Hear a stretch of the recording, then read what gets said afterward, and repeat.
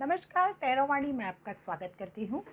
आज हमारा दिन है 22 और आज हम जानेंगे इस हैंगमैन को रिवर्स में। कल हमने इसको अपराइट में पढ़ा था और अब हम इसको रिवर्स में पढ़ेंगे। तो टैरो सीखें घर बैठे कि हमारी जर्नी बहुत अच्छी चल रही है और आशा है कि आपको सब समझ में आ रहा होगा। तो आज हम इसको इस तरह से पढ़ते हैं। तो अब ये हैंगमैन जो है, वैसे तो ये न्यूट्रल कार्ड है, ना यस का ना नो का। इसका मतलब है पॉज, रुक जाना, ना आगे जाना ना पीछे जाना, क्योंकि ये आदमी यहीं खड़ा है, ना आगे जा रहा है ना पीछे जा रहा है। तो जब ये कार्ड रिवर्स में पढ़ते हैं तो कुछ लोग इसको पॉजिटिव भी बनाते हैं और कुछ इसको पूरी तरह से नेगेटिव भी मानते हैं। तो मैं आपको इसको दोनों तरह से बता देती हूँ कि जब ये रिवर्स में आता है तो इसका मतलब जब नेगेटिव होता है तो ये हो सकता है कि आप ज़िद्दी विचारों के हो सकते हैं और आप नामुमकिन के पीछे पड़ गए हैं, अड़ गए हैं। आप अपने आप को विक्टिम मान सकते हैं और अपनी सोच को क्लोज़ कर लिया है, आपने अपने आप को बांध लिया है किसी एक ही रिश्ते में, एक ही काम में, एक ही समय में, एक ही परिस्थिति में। आप कहीं भी जा रहे हैं, नहीं आ जा नहीं रहे हैं, आपने अपने आप को घर में या कहीं भी एक जगह बंद कर लिया है, अपनी सोच को अपने अंदर बंद कर लिया है। लेकिन जब इस कार्ड को नेगेटिव में रिवर्स में जब हम पढ़ते हैं तो ये नेगेटिव नहीं होता, ये पॉजिटिव भी हो सकता है। और वो ये है कि कोई व्यक्ति सारी दुनिया के झाल झमेले से अपने आप को कुछ दिनों के लिए पॉज में रखता है और वो जानने की कोशिश करता है कि स्थितियाँ ठीक क्यों नहीं चल रही। वो जानने की कोशिश करता है कि जो कुछ हो रहा है वो क्यों हो रहा है, और वो अपने क्वेश्चंस के आंसर्स अपने अंदर से, अपने हायर सेल्फ से, अपने गॉड से पाने के लिए अपने आप को सबसे काट के, अपने सारे कामों को छोड़ छाड़ कर एक ऐसी जगह जाके खड़ा होता है जहाँ उसके पास में सुख सुविधा सब है, धन भी है, धान्य भी है, पहनने को कपड़े भी हैं, सब कुछ है। वो किसी भी तरह से लॉस की या कहना चाहिए कि पुअर होने वाली या दुखी होने वाली स्थिति में नहीं होते हुए अपने आप को सिर्फ उसने अकेले रखा है और अपनी मर्जी से रखा है, क्योंकि उसने अपने आप को बांध रखा है और वो इत्मीनान से है। उसे वो कोई आंसर खोज रहा है, कोई चीज़ है जिसका उसे समझ में नहीं आ रहा है उत्तर, और वो किसी और से पूछना नहीं चाहता। इसलिए वो व्यक्ति इस समय अपने आप के साथ और अपने विजडम के साथ, अपनी बुद्धि के साथ, अपने गॉड के साथ, अपने जो कुछ भी आप कह लीजिए कि हायर सेल्फ के साथ कनेक्ट होकर अपने आंसर को ढूंढने के लिए सबसे अलग थलग होके, अब ज़रूरी नहीं है कि वो फिज़िकली लोगों से अलग हो, लेकिन वो किसी को भी अपनी सोच में घुसने नहीं दे रहा है, किसी को भी अपने प्लान्स बता नहीं रहा है और किसी को भी ये नहीं बता रहा है कि मेरे अंदर क्या चल रहा है, क्योंकि वो इस समय अपने उत्तर खुद खोजना ज़्यादा पसंद करता है। तो ये हमारा हैंगमैन है जो कि रिवर्स है। अब हम आगे का कार्ड देखेंगे। हमारा आगे का कार्ड है नेक्स्ट जो है वो है डेथ कार्ड।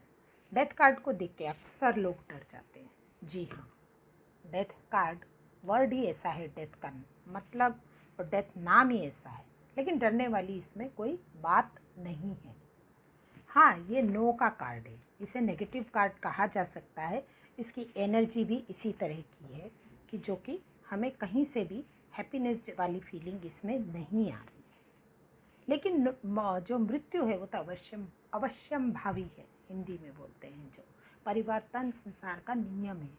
तो ये कार्ड जो है ये कर्मा का कार्ड है। इसका एलिमेंट वाटर है, इसका साइन स्कॉर्पियो है, इसका जो राशि है वो वृश्चिक है, और ये जो कार्ड है ये कार्ड है 4 नंबर का, यानी कि ये 13 है। 3 + 1 = 4, यानी कि राहु का कार्ड है। तो ये जो है ये जो कार्ड है ये अंत का, असफलता का, हानि का, पुनर्जन्म का, नई शुरुआत का, जीवन के सबक सीखने का, परिवर्तन का, अचानक से आए परिवर्तन का, बिना मर्जी के आए परिवर्तन का, अंत का, नई शुरुआत का, जीवन मृत्यु का, और भावनात्मक गहराइयों का, यानी कि आप इमोशनल डेप्थ में जाते हैं, आप सोच विचार के इमोशनल डेप्थ में जाने का ये समय है, और साथ ही साथ ये नवीन की शुरुआत का कार्ड है। ठीक है, तो जब ये कार्ड आता है तो इसके हम कार्ड को मतलब ये हो जाता है कि इस कार्ड के इस पिक्चर के कीवर्ड्स को जब हम देखते हैं तो हम देखते हैं कि इस पर एक व्यक्ति है जो कि मृत्यु का देवता है, मृत्यु दूत कह सकते हैं आप इसको, जो कि एक कंकाल है, जिसका अर्थ है कि मृत्यु के बाद का शरीर। कंकाल वही होता है ना। इसने काला कवच पहना है जो मृत्यु के परम सत्य और उसकी अनिवार्यता को बताता है। परिवर्तन निश्चित है, लेकिन कवच का मतलब यह है कि जो सेफ है और सुरक्षित है। कंकाल का मतलब होता है अंत हो गया, परिणाम है, ये परिणाम देने आया आपके कर्मों का, आपके पास्ट में जो कुछ भी आपने किया है उसका हिसाब किताब आपसे लेने और आपको देने आया है उसके बदले में जो कुछ भी आपने किया है। ठीक है, तो इसका जो डार्क कलर है ये दुख का, और इस कार्ड के अंदर एक काली एनर्जी है, डार्क एनर्जी है। इसका मतलब ये है कि ये कार्ड जो है ये आपको बता रहा है अब मेरे अंदर बहुत सारे रहस्य हैं, ये रहस्यों का प्रतीक है। ये दुख भी लेकर आता है। इसमें 5 पंखुड़ियों वाला फूल है जो कि एक ब्लैक कलर के फ्लैग पे है, वाइट कलर का, यानी कि ये बताता है कि लाइफ में ब्लैक एंड वाइट दोनों होते हैं। हर वक्त सफ़ेद सफ़ेद नहीं होता, हर वक्त काला काला नहीं रहता। लाइफ दोनों का मिलजुल कर एक लाइफ का एक तत्व बनता है। और अगर हम फूलों की बात करें तो ये पंच तत्व की बात करता है, और पंच तत्व में विलीन होने यानी समाप्त होने के बाद फिर से जीवन की बात करता है, क्योंकि ये खिला हुआ है, सुंदरता की बात करता है। एक ऐसा अंत जो जरूरी है और एक ऐसा नवजीवन जो जरूरी है आना। इसमें सफ़ेद घोड़ा है जो पवित्रता, शक्ति, आशा और प्रगति की बात करता है, आगे बढ़ने की बात करता है। इस कार्ड में पीछे कुछ भी नहीं जाता, सिर्फ पीछे से एक ही चीज़ आ रही है, आपके द्वारा किए गए कर्मों का परिणाम देने ये आया है। ठीक है, इसके अंदर एक बिशप है, एक व्यक्ति जो हमें मृत दिख रहा है घायल होके, एक बच्चा है और एक लड़की या लड़का जो है, जो यूथ है, जिसे कोई मतलब नहीं है परिवर्तन से। तो ये हमारी लाइफ के चार हिस्से जो होते हैं कि बचपन, किशोर, फिर जवानी और फिर बुढ़ापा, वो 4 को भी रिप्रेजेंट करते हैं कि जब ये किस तरह से मृत्यु को या परिवर्तन को व्यक्ति लेता है, किस स्थिति में किस परिवर्तन को व्यक्ति किस तरह से लेता है, ये भी बताता है, और किस तरह से लेना चाहिए ये भी बताता है। एक छोटा बच्चा है जो मृत्यु से नहीं डरता, जो परिवर्तन से नहीं डरता, इनोसेंट है, उसे कोई फर्क नहीं पड़ता परिवर्तन से। तो कुछ लोग ऐसे होते हैं, कुछ लोग ऐसे होते हैं कि जो अचानक हुए परिवर्तन से, आघात से उसे स्वीकार नहीं करते, उसके विरुद्ध खड़े हो जाते हैं, अपनी सारी जमा पूंजी, अपनी सारी ताकत, अपनी सारी शक्ति लगा देते हैं, जबकि उन्हें पता है कि परिवर्तन को वो रोक नहीं सकते हैं। इतनी तेज़ी से, इतनी ज़बरदस्ती उनकी लाइफ में वो परिवर्तन आता है जिसके लिए उन्होंने पहले से कोई तैयारी ही नहीं की होती है।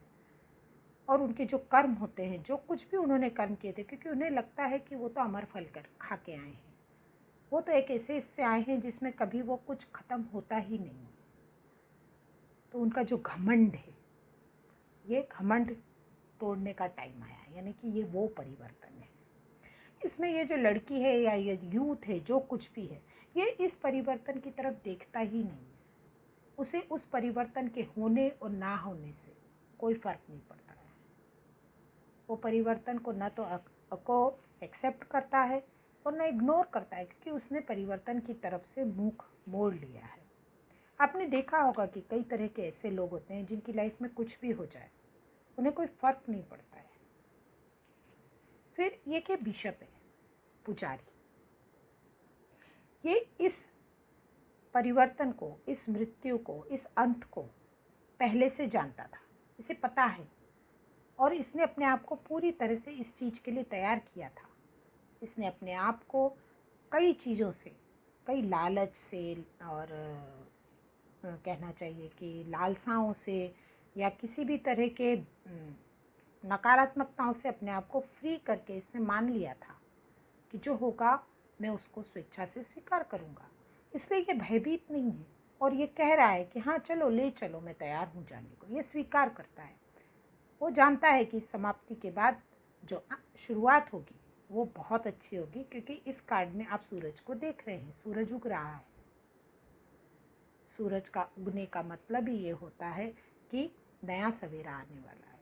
और ये जो 2 पिलर हैं, इसके आगे, यानी कि इसके आगे नया सवेरा है। यानी कि बहुत ही जल्दी अगर इस परिवर्तन को आप स्वीकार कर लेते हैं और इस परिवर्तन में आप संभल जाते हैं तो बहुत जल्दी आपकी लाइफ में नया सवेरा आ रहा है। बहुत अच्छा समय बहुत पास है। लेकिन जनरली लोग, ऐसा होता है कि कुछ झटका लगता है तो वो टूट जाते हैं, उन्हें समझ नहीं आती है, वो टूट जाते हैं इस तरह से। उन्हें समझ नहीं आती है कि आगे क्या करेंगे। ये वो उसको अपना अंत समझ लेते हैं, जबकि ये अंत के साथ नई शुरुआत भी है। इसमें घोड़ा है। मैंने बताया कि वो आशा का, पवित्रता का और शक्ति का और आगे बढ़ने का प्रतीक है। तो ये कार्ड की हम जब टोटल ये देखते हैं एनर्जी, तो हाँ ये हमें नेगेटिव लगती है, लेकिन ये कार्ड डराने नहीं आया है। टेरो कार्ड्स कभी नहीं डराते। टेरो कार्ड्स आपको सिर्फ गाइड करते हैं, सिर्फ आपको बताते हैं कि आपको किस समय क्या कर लेना चाहिए, आगाह करते हैं। ये बताते हैं कि अब आगे से आपको गाइड करते हैं। टेरो की अच्छी बात है ये कि ये आपको समय देता है, एक्शन लेने को प्रोत्साहित करता है, आपको आगाह करता है ताकि आप सही समय पर संभल जाएं। तो ये डेथ कार्ड आपको बता रहा है कि एक अध्याय समाप्त हो रहा है लेकिन दूसरा शुरू होने जा रहा है। ठीक है। तो इस तरह से जब आपके सामने डेथ कार्ड आता है तो इसका मतलब ये है कि आप जिद को छोड़ दें, परिवर्तन को स्वीकारें, सरेंडर कर दें। देखिए परिवर्तन तो आना ही है, ये प्रकृति का नियम है और जीवन भी परिवर्तित होता ही रहता है। और यदि कुछ बदलने की आवश्यकता दिख रही है तो वो है आपके अपने कर्म। उन्हें आप बदलिए। अभी भी वक्त सही है, अभी भी देर नहीं हुई है। तो आपको अपने कर्मों की तरफ ध्यान देना है और बेटर समय का इंतज़ार करना है। कोई स्ट्रगल नहीं करनी है, कोई दौड़ भाग नहीं करनी है। एकदम तैयार रहना है, क्योंकि आप देखेंगे इसमें एक जहाज है जो कि आपको यहाँ से वहाँ ले जाने के लिए खड़ा है। तो ये यात्रा के लिए आपके लिए पहले से ही व्यवस्था की जा चुकी है, बेटर प्लेस पे जाने के लिए। ये आपको मानना चाहिए। तो ये कार्ड आने का मतलब होता है कि आप डरे नहीं। अगर आपको डर लग रहा है तो भी आप अपने आप को समेटें, कुछ ऐसे लोगों के साथ रहें जो आपको ये बताएं कि पॉजिटिविटी और सकारात्मकता जिसको कहते हैं हम, पॉजिटिविटी के साथ रहने से या शांत रहने से, काम रहने से इस समय काम चलेगा। तो अगर ये प्रश्न हमारे लिए प्रेम में आता है और कोई कहता है कि मैं किसी रिश्ते में था और वो नहीं चल रहा है, तो क्या फिर भी मैं उस रिश्ते में जाऊं या मैं क्या करूं? मेरे कुछ समझ नहीं आ रहा है, कुछ ठीक नहीं चल रहा है। तो आप बता सकते हैं कि रिश्ते का ख़त्म होने का टाइम आया है, कोई नए रिश्ते में आप जाने वाले हैं, परिवर्तन आपके लिए आ रहा है। ठीक है। अगर आपके लिए करियर में या नौकरी में ये आता है तो समझ लीजिए कि ट्रांसफ़र होने वाली है, जो कि आप नहीं चाहते हैं। आप एक जगह स्टेबल हैं लेकिन ट्रांसफ़र हो रही है, जाना पड़ेगा। फिर इसके अलावा नई नौकरी हो सकती है, नौकरी का छूटना हो सकता है, व्यापार का बदलना हो सकता है, या नए व्यापार का शुरू होने के पहले एक व्यापार का बंद होना हो सकता है। अगर आप देश में हैं तो आपको विदेश जाना पड़ सकता है, जब आपको जाने का मन नहीं है तो भी, और हो सकता है आपको वापस लौट के आना पड़े, जबकि आप वहाँ बहुत अच्छे से सेटल्ड हैं। मनी के मामले में आपकी धन की हानि हो सकती है, या लाभ नहीं हो सकता है, या पैसा कहीं लगाएं तो बर्बाद हो सकता है, या आप गलत निर्णय ले सकते हैं। कहने का मतलब है कि ये जो कार्ड है, इस समय ये कहा जाता है कि समय ठीक नहीं है, आपके फेवर में नहीं है। आप फिलहाल अपने आप को सरेंडर करें, अपने आप को शांत रखने की तरह जितना काम कर सकते हैं आप उस तरफ रहें। आप उस तरह के लोगों के साथ रहें जो आपके कर्मा को सुधारें। आप कुछ वो काम करें जो आपको एक उम्मीद दे, एक विश्वास की तरफ ले जाए। फिर वो चाहे आप अपने पूजा पाठ में लगें या चाहे आप कुछ भी करें, परिवर्तन आपका आना है, बस उसको आप झेल सके, इसके लिए आपको कुछ ना कुछ करना चाहिए। और ये कार्ड आपसे कहता है कि अतीत को यानी पास्ट को फ्यूचर की बेहतरी के रास्ते से तो हटना ही होगा। जो पास्ट आपके काम का नहीं है, जो आपको पता नहीं है, लेकिन अब उसका समय ख़त्म हो रहा है, उसको तो जाना ही पड़ेगा, क्योंकि फ्यूचर में नए और बेहतर रास्ते तभी खुलेंगे। तो आपसे कहा जाता है स्टे काम, स्टे पॉजिटिव, हिम्मत को बनाए रखें। तो आज के लिए इतना ही। आशा है आपको ये डेथ समझ में आया होगा कार्ड, और नेक्स्ट वीडियो में हम नेक्स्ट कार्ड लेंगे। तब तक के लिए नमस्कार।